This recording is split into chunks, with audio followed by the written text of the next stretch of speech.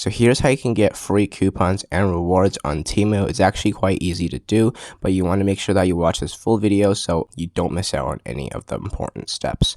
Also, if you find this tutorial helpful, then be sure to subscribe to my channel as it really helps out. So the very first thing that we need to do is go ahead and open the Temu app, and keep in mind this actually works really well if you do all the steps properly. So right over here, we're going to be in the Temu homepage. Now what you want to do is go ahead and go to the U section. Now scroll down and then click on settings. And so if you haven't already, you want to click on sign up/register on the very top. If you don't have an account yet, you want to go ahead and make an account. And if you have an account ready, that'll be pretty awesome. Now just simply click on the arrow. And then right here, you're still in the U page. So what you want to do is go ahead and click on the categories.